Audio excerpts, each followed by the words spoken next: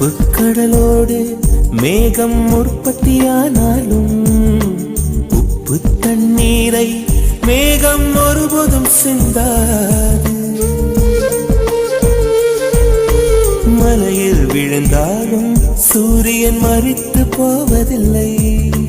நிலவு கூலியூட்டி தன்னை நீட்டித்துக் கொள்கிறதே. மேகமாய் நானும் மாறேனோ, அதன் மேன்மை குணங்கள் காண்பேனோ.